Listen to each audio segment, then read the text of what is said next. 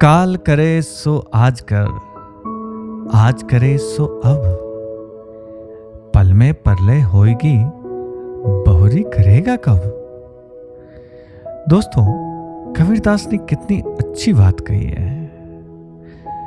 हमें अपने किसी भी काम को कल पर नहीं टालना चाहिए, क्योंकि अगर हम आज का काम कल पर और कल का काम परसों पर टालते रहें तो हमारा काम एक साथ अधिक हो जाएगा और बासी काम ठीक बासी भोजन की तरह अरुचिकर होता है।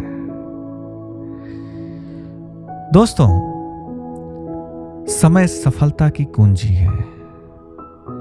समय जैसे बहुमूल्य धन को सोने चांदी की तरह संजो कर रखा नहीं जा सकता, क्योंकि समय का चक्र अपनी गति से अनवरत चल रहा है, या यूं कहें कि भाग रहा है। इस पर हमारा अधिकार तभी तक ही है जब हम इसका सदुपयोग करें, अन्यथा यह नष्ट हो जाता है।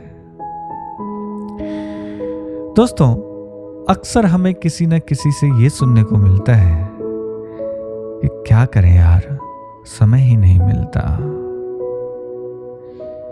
वास्तव में हम निरंतर गतिमान समय के साथ कदम से कदम मिलाकर चल ही नहीं पाते और पिछड़ जाते हैं। दोस्तों, समय जैसे मूल्यवान संपदा का भंडार होते हुए भी हम हमेशा उसकी कमी का रोना ही रोते रहते हैं। चाणक्य ने कहा है, जो व्यक्ति जीवन में समय का ध्यान नहीं रखता, उसके हाथ सिर्फ असफलता और पछतावा ही लगता है। दोस्तों, हम इस अमूल्य समय को बिना सोचे समझे ही कहीं भी खर्च कर देते हैं, जबकि समय का सदुपयोग धन के सदुपयोग से भी कहीं अधिक महत्वपूर्ण है, क्योंकि हमारा भविष्य और वर्तमान इसी पर ही निर्भर करता है।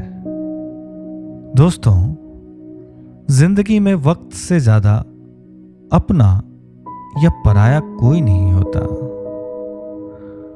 वक्त अपना हो तो सभी अपने होते हैं, और अगर वक्त पराया हो तो अपने भी पराये हो जाते हैं।